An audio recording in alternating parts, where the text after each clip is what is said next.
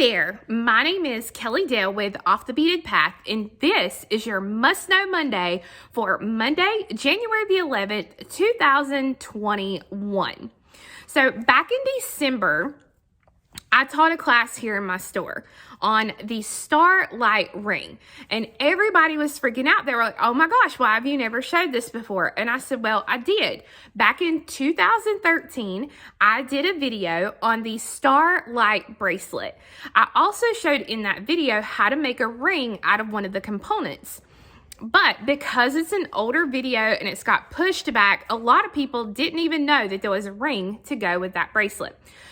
So they were very adamant that I should do a video on that. So we are going to start out 2021 with a simple and fun ring. So here's what you're going to need. You are going to need six 6x4mm teardrops. Now these teardrops have a top drilled hole. Okay, they're not drilled straight up and down. They are drilled just in the very top. If you don't have those, I have a good selection of colors at offthebeadedpath.com. You can also bump up one size. So the one size above a 6x4 will work as well. It just makes it a much bigger ring.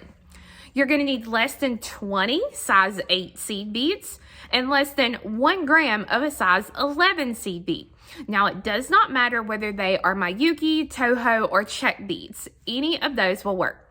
You're going to need one 6mm round bead. So for my sample, I'm actually using a dark indigo Swarovski round, but you can use any type of round bead as long as it's a 6mm, whether it is the pearls or faceted beads, whatever you want to use, any 6mm bead will work. You're also going to need about 33mm fire polish beads. Now those fire polish beads are going to be for your ring band. If you want that ring band to be adjustable, you're going to want to use some 0.5mm stretch magic. If you don't want it to be adjustable, you can use your regular beading thread. Speaking of your beading thread, you're only going to need about 24 inches, so it's not much at all. And you want a needle on each end of that. I'm using a size 10 needle, but you can use whatever kind you like. Besides that, that's about all you're going to need to make this ring. So let's go ahead and get started. All right, so this was the bracelet I made back in November of 2013. You can still find the pattern on my website at offthebeadedpathbeadstore.com. And as I said, to go along with this, I made the ring that matched. So the ring itself is really easy and simple to make. It uses your drops everywhere you see the red. The gold is the 11s, and the green are my 8s. So this was the one that I made, that I actually did back in 2013. These here are ones that I did last month for an update on the class. So this one here is super pretty in person. It's copper for your drops, and then almost a purple, like a suede pink. It's really, really pretty. This one here is the teal for the drops, or like an ocean blue, and then a green, almost a really pretty green for your seed bead. And then, of course, you know I can't just let the chartreuse and turquoise go. So purple drops with chartreuse 8s and turquoise 11s. So this is going to go together really quickly. The drops that I'm going to use today are the metallic lime. The 6mm is a indigo. The 11Os are metallic suede pink, and the 8Os are metallic suede light green. Both of those are Tohos. And then I have 3mm bronze fire polish beads. So to get started, I'm going to pick up on one needle. I have a needle on each end. I'm going to pick up an 8, a drop, and an 8. And I'm going to let those just kind of fall down onto the thread. With one needle, it does not matter which one, I'm going to pick up a drop. And now I'm going to cross opposite ways through this drop. So this way and this way. And I'm going to put the needles together, and I'm going to pull the drop down so that it reaches the middle of my thread. So when you do that, this is what your piece is going to look like. On each needle, I'm going to pick up 1 seed bead. These are size 8. On one needle, I'm going to pick up 1 drop, and I'm going to cross my needles opposite ways through that 1 bead. Now, here's what you need to know about that 1 bead. You want to make sure that when you add it, that your drops are all facing outward like they are here. We don't want like this middle drop to be here or whatever. They all need to be to the outside. So now each needle picks up 1 size 8 seed bead, and then we pick up a drop, and we cross opposite ways through the drop. And again, make sure all the drops stay to the outside.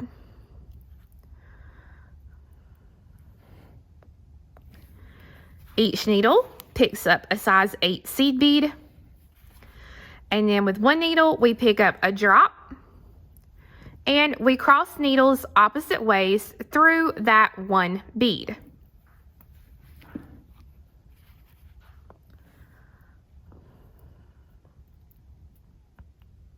Okay, so it gives us 2, 4, 5 of the drops. So 1 size 8 seed bead on each needle, and then we pick up 1 drop and we cross opposite ways through it.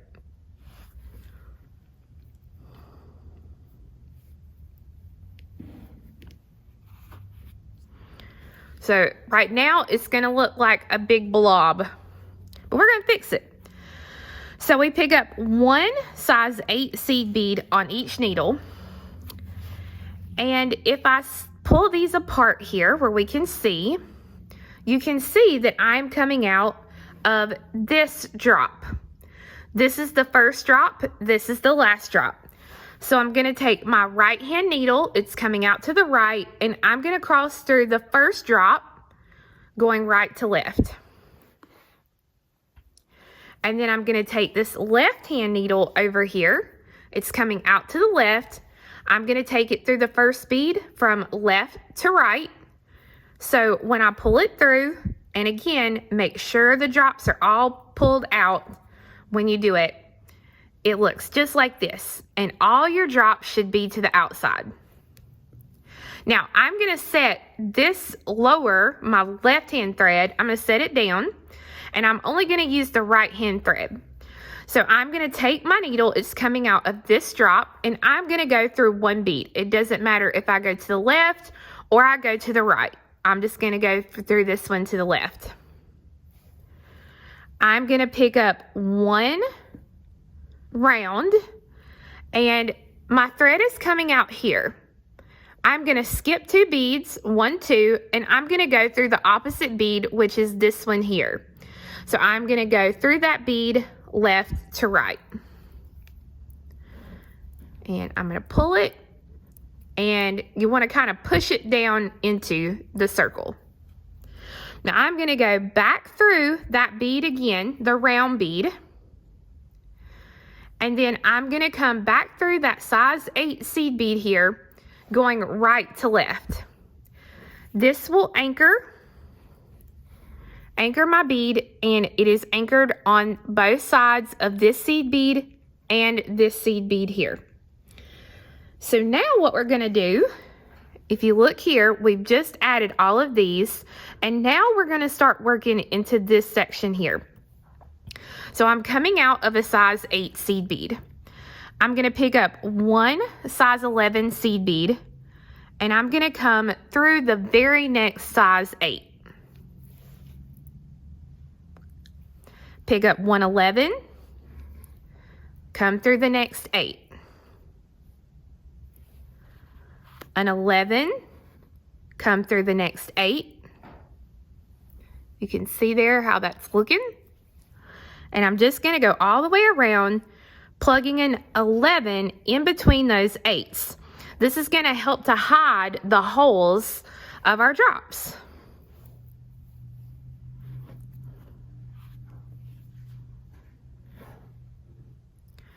So when I get all the way around, this is what I've got, and this is what it looks like. So I'm coming out of my size 8 seed bead. I'm going to pick up 3 size 11 seed beads. I'm going to skip the size 11 seed bead here, and I'm going to come through the next size 8 seed bead. So what that's going to do, when I pull that tight, that's going to make a little peacoat or a little arch above your size 11 seed bead. So if I hold it this way, you can see it lays down flat and it just lays above that single seed bead. So now I'm going to pick up 3 11s. I'm going to skip the 1 11 and come through the next size 8. And I'm going to do this all the way around. So 3 11s, skip an 11 and go through the 8. 3 11s, skip the 11 and go through the 8. 3 11s, skip the 11, go through the 8. And then 3 11s, and we skip the 11 and we go through the 8. So now this is what your top looks like. And I really wish you could see this in person, because this right here on top is such a pretty rich color. So now I'm coming out of this size 8 seed bead here. I'm going to take my needle and I'm going to go through the hole of the drop that is right next to it. Make sure it doesn't get caught on anything. And now we're on the back side of our piece. So I am going to go ahead now and I'm going to tie this thread off. So I'm going to go through an 8 and then do a 1/2 inch knot. So I'm going to go under the thread there between an 8 and a drop, leave a little loop, go through that loop and pull. Okay. And then for now, I will just leave this sitting here. And I'm going to go ahead and I'm going to take my needle off of that one. Now, with our other needle that we have here, we are going to add the 11s behind it just like we did. Now you can see this is oval on the back. What's going to make it oval is when we add our little hangers or our shanks here for us to put our ring band. So I'm coming out of a drop. I'm going to go through 1 size 8 seed bead right next to that drop. I pick up an 11, just like I did on the front, an 11, and go through the next 8. An 11, go through the next 8. And I do this all the way around.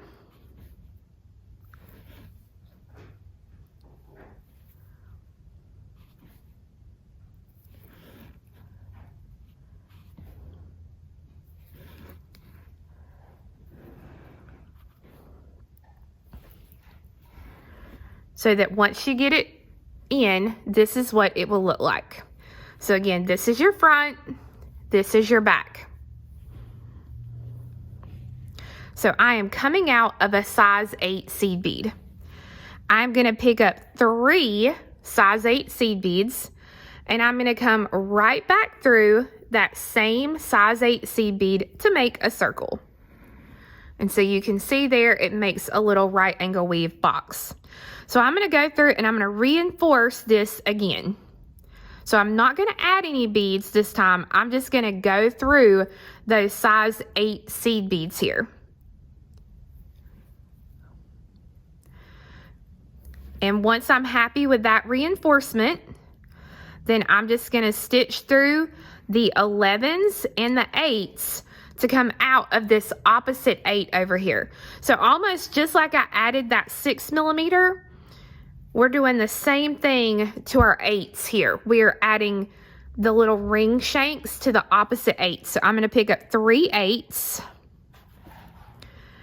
I'm coming out of the 8 and I'm going to come right back through it again to make that circle. So that made my other little ring shank. Now I'm going to go ahead and I'm going to reinforce this a couple of times.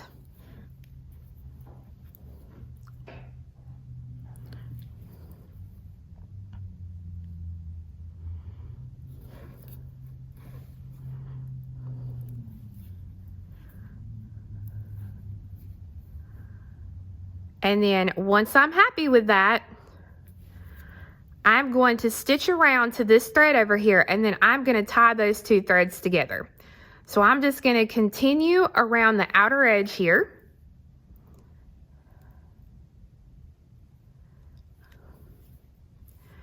Until I get to that thread, my other thread, and I'm going to tie them together.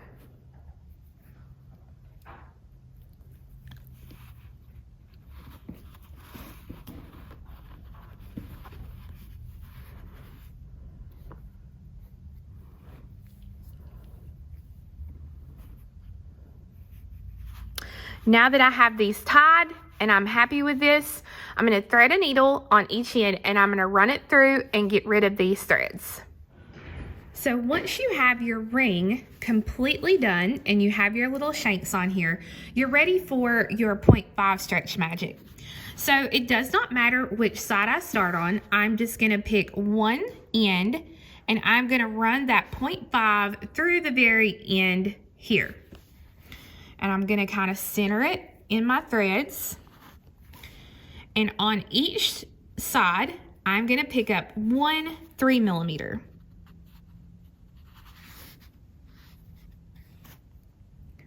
On one thread, I'm going to pick up 1 3mm. Now I'm going to bend that thread tight around my finger, and I'm going to take my other thread and I'm going to go through that opposite. Okay, so when I let go of it, you'll see that they're opposite directions. Now, just to be safe, I'm going to put the two ends together here, and I'm going to pull that bead down so that now I know the thread is right here in the middle. So now, again, I'm going to pick up 1 thread on each side. So 1 and 2. And now I'm going to pick up 1 bead on 1 thread. I'm going to get that thread tight, and I'm going to take the other thread and go right through it, just like this. So I'll show you one more time here. 1 bead on each side. And then I'm going to take 1 bead. I'm going to wrap it tight around my finger, and then I'm going to take the other thread and go through it the other way. And I'm going to continue to do this until I get the length of band that I want. And I want to end with 1 bead on each thread. Now, once you have your 1 bead on each end here, then we are going to take and we are going to cross these threads opposite ways through the bead here on the other end. So this needle is, or this thread is going to go through it this direction. And when I pull it, I can actually go ahead and tie these two threads together. So I can go ahead and tie, and just be careful that you do not get the knot or the bead caught up into the knot. So now I'm just going to go ahead and I'm going to put another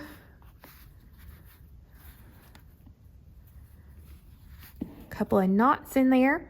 And again, pull tight. If it's gonna break, you want it to break while you're doing it. Especially if you're gonna give this as a gift or you're gonna sell it, make sure that you pull tight, because if it's gonna break, you want it to break while you're doing this.